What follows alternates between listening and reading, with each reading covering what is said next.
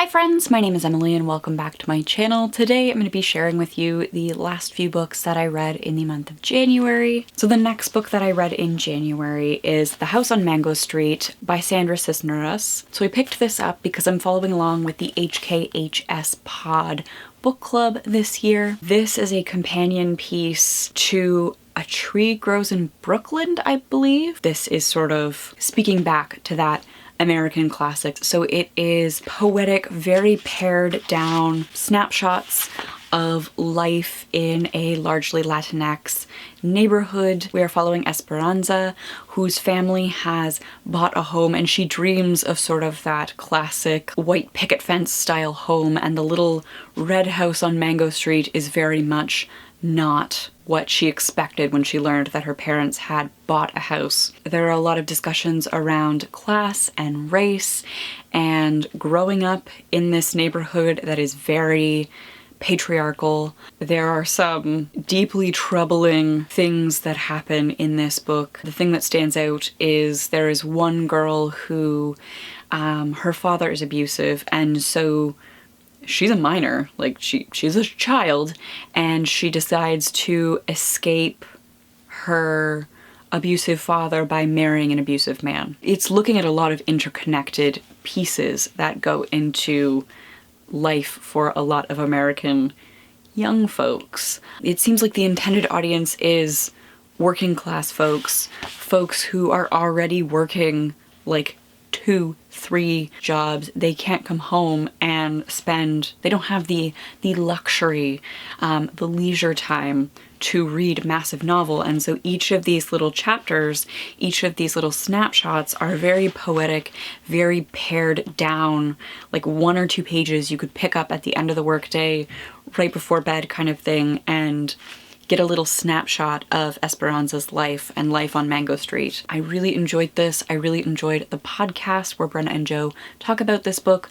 I will try and remember to leave a link to the podcast in the description box down below. I gave this 4 to 5 stars. This was a new buy. The next book that I picked up is actually really cool. So this is A Child of Books by Oliver Jeffers and Sam Winston. It's really cool because the illustrations are made up of snippets of like classic literature, classic children's literature. And so it's all about being a reader and escaping into stories and how important that storytelling piece is. And I just think it's gorgeous. I loved this. It was so much fun. So if you have any little people in your life that you want to get into reading, I definitely would recommend Oliver Jeffers in general. I love his storytelling. I love his illustration style. It's just very cute and visually appealing. This was a Christmas gift and I gave it 4 to 5 stars. It's not my favorite piece by Jeffers, but it is really neat. Next book that I want to talk about is Across the Green Grass Fields by Seanan McGuire. So this is one of the books that I pre-ordered back in 2020 with the last of my Indigo employee discount, and I am making an effort to read those pre-orders as they come in. I don't want the pre-orders just to sit on my shelf like they have in the past. So this is part of the Wayward Children series. At this point, it is not connected to any of the other books that have come before it. Not that you really have to read the rest of the books in sequential order, like I do feel like you can sort of pick the series up wherever. It is about a young girl named Reagan who learns she's intersex and that she won't go through puberty like her friends. Already her friends are sort of going through puberty and they're talking about their changing bodies, and she is feeling really left out, and so she asks her parents, when's this gonna happen? And they're like, well, your body won't go through female puberty naturally. You're going to have to take hormones to stimulate that. She tells her best friend, who she kind of knows is a bit of a dick to everyone else. She naively trusts her best friend with this information that she's trying to wrap her mind around, and her best friend basically dumps her. And so Reagan runs out into the woods and stumbles through a doorway into this,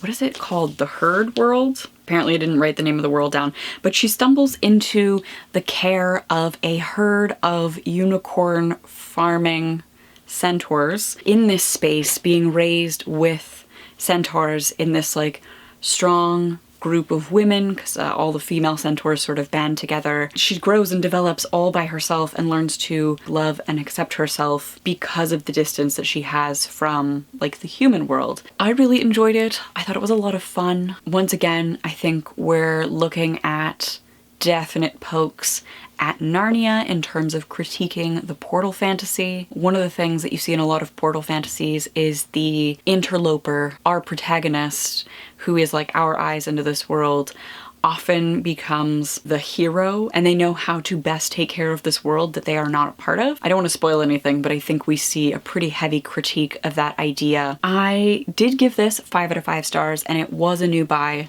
It was a pre-order, and I'm very happy to say that I read the pre-order as it came in. I didn't pre-order in vain. Speaking of things that I pre-ordered and let sit, this is what I'm trying to avoid. I was really excited about the whole Folk of the Air series. I was very excited about it. I really loved The Cruel Prince. I really liked The Wicked King, and I was so excited for this that I pre-ordered it in an Indigo book box, and I didn't read it. And I think it's been 2 years of it sitting on my shelf, and I have to say that I don't know if I'm in a different place as a reader or just the excitement about the series isn't there for me anymore, but I found this disappointing. Queen of Nothing is the conclusion to a trilogy. It's set between the fairy world and the human world. Our protagonist is Jude. She's very conniving, very political. I can't really say much about this without spoiling the other 2 books. It's been so long since I had that excitement for The Cruel Prince and The Wicked King that I can't really explain why this didn't do it for me, because I feel like nothing fundamentally has really changed about the characters, the setting. I think all in all it was within like the logic of the world, the parameters of what was set out, the scope, I guess, of this trilogy. I think it did what it set out to do. I just didn't have that same joy and delight in it. I mean, it was fun fairy fluff. So I'm gonna give it a 3 out of 5 stars. It was okay. The next book, I talked about book 1 in part 1 of my January wrap-up, which I will link above. I was so excited to get into this book. So the book I have here is A Beautifully Foolish Endeavor by Hank Green. This is the sequel to An Absolutely Remarkable Thing by Hank Green. It's part of this like Carl duology. Again, I think within the parameters of the duology, within the logic of what is happening in the plot of the first book, this is very sensical. It makes sense. However, the joy of An Absolutely Remarkable Thing was that discovery and the build-up around Carl. And once that discovery element is gone and you have to take what Carl means to like a logical conclusion, it gets really real and really ugly and really disturbing. Like, I fully buy the conclusions that Hank Green came to with the revelations of book 1. I fully buy that this is a path that humanity would and could go down. And that is significantly less joyful. I am very much trying not to spoil it. I do think it was satisfying, and I think that's part of why I'm struggling with this, because very much the 2 pieces fit together, they make sense. I just don't have the same love for it because it didn't bring me joy.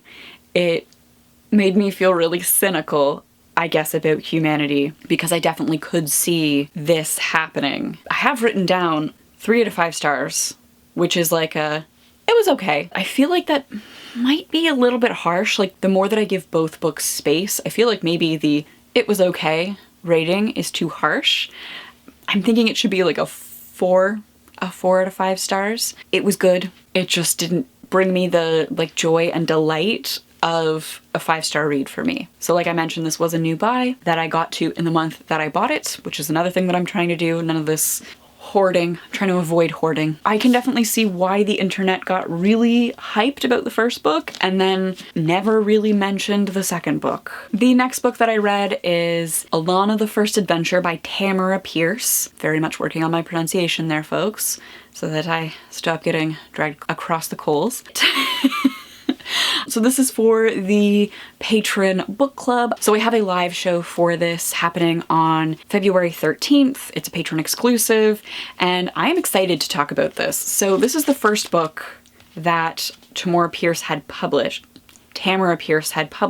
It was initially pitched as like one long adult novel, but then I think was purchased and like sold as 4 middle grade novels. It's since been bumped up to young adult novels in terms of Canadian marketing categories for this. It follows a young girl who really doesn't want to learn to be a lady, and so she devises this scheme to switch places with her twin brother so that she can go to the palace to be a knight and he can go to the priests and be trained as a wizard. He doesn't have to hide his gender. Their father is really an absent parent, very much a neglectful parent, and is the sole reason really that they can pull this off. If they had a parent that cared about them and paid attention, they wouldn't be able to pull off these hijinks. It brings me so much joy. It is a childhood favorite. I think I was gifted this for my 9th or 10th birthday, and I have read this so many times. Like, my original copy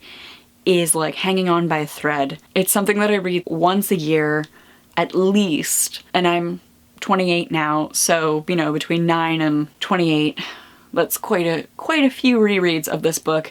So there's a lot of nostalgia tied up in this for me, but this time I really tried to turn a critical eye towards this, and things that I want to discuss in that live show are the white feminist elements here, the incredibly transphobic statements from Mrs. Cooper that I feel like definitely wouldn't fly. Like, I feel like we've definitely watched Tamora Pierce evolve, like her politics have evolved with the time. She is very much up to date with her feminist thinking and her feminist pedagogy that she puts into her works. This is very much a reflection of white feminism in the 1980s when this was written and published. There are some statements around Alanna's womanhood and how the physical changes to her body are just like something that she has to accept. Like, she's a woman because she's a woman because she's a woman. And I feel like in a book where there's definitely a lot of potential to be subversive, there's a little like, ooh, I don't know that I would want to give this to a child without also being a resource to guide the children through thinking critically about the conversations that are happening around gender and sex in this book. I could definitely see myself teaching this book. I could see it being a great discussion starter in the classroom space. If you were buddy reading this with a young person, you opened yourself up as a resource to talk through some of this. Like, it's still a fun read. I mean, it's magic and horses and knights, right? There are some elements that are definitely worth unpacking, and I'm very much excited to do that with my patrons in the live stream. This is one of those things where like you can be deeply attached to a text, have all of the nostalgia, all the warm fuzzies for it, but also be open and willing to be a critical reader and critically engage with your texts. I get this a lot on my Stephen King videos where folks get really upset when I am critical about a text and say that I can't understand it, that like I don't love it, that I'm taking it too seriously, that it's for escapism. But I think we can love things and be aware that they are not perfect, that they are a reflection of the culture and the time in which they were written and produced. Some of the things that these books say to readers or imply to readers is not okay. Or is not acceptable. I did give this 5 out of 5 stars. I haven't changed my rating for this, but I am also fully willing to critique and unpack this text. The last book that I read, I just needed some light fluff. I picked up the 3rd book in the Hot and Hammered series by Tessa Bailey. I believe in June or July. I picked up the first 2 books, which was Fixer Up and The Rules of Engagement. Fixer Up was about Georgie, the party clown who wanted to be taken seriously, so she started banging a professional baseball player because if she was having sex with a real adult, her family would take her seriously. The logic there is a little fuzzy. And then the 2nd book is about Rosie, I believe, whose husband has come back from the war and he has some PTSD, and probably needs some therapy, and she wants to leave him because he's making like big rash financial decisions without her, like buying a house. He's not supporting her dream of opening a restaurant. And then the third book is about the sister who's sort of tangentially fitting in all of this with the women's business support group, the Just Us League. Bethany, she really wants to step away from the role of interior designer in her family's construction business and do a flip of a house from start to finish. And her brother, who's a total dickwad, like absolute dickwad, like super possessive of his wife, like he cannot leave his wife alone, like frequently shows up to places and is just like, nope, you can't be here, and like flings her over his shoulder and carts her off to, I don't know, make him a sandwich or grow him a baby or something. She's in a house flipping contest with this brother, and he pitches it to a reality television show. The wandering cowboy carpenter, who has for reasons been given guardianship of his half-sister's 5-year-old, teams up with Bethany to flip a house. And of course they fall in love. There's a lot of sexual tension. The plot in this is even more flimsy than the other two. Pros, nobody has a 9-inch penis and nobody's a professional baseball player, so they can't talk about Travis's second bat. Cons, I'm pretty sure that a penis poings out of somebody's jeans at some point.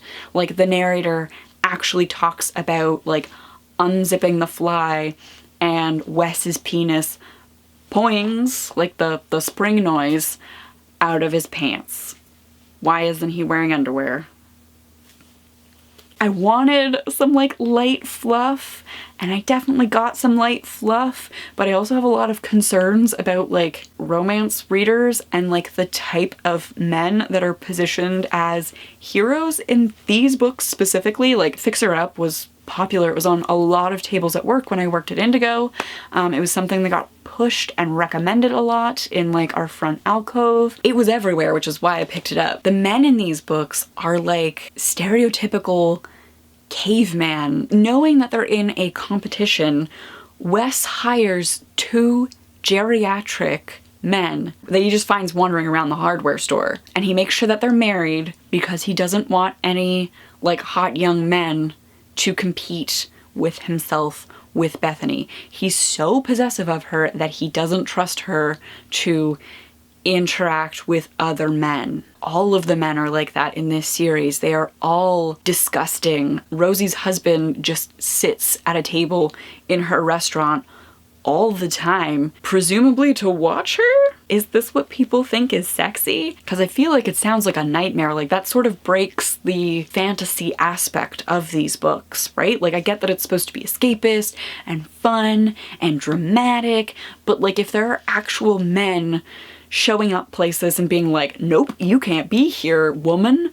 And like literally flinging his wife over his shoulder to remove her from the like women's supporting each other group. Why do I do this to myself, right? Like I wanted fluff, it was fluff, and yet I gave it 2 stars because I think it is the least bad book in the Hot and Hammered series so far. Wes is the least caveman-y, and also his penis is largely unremarkable. What a way to go out in this video. That was the last book I read in January. Let me know your thoughts in the comments down below. Have you read any of these books? Do you want to read any of these books? Do you read romance books?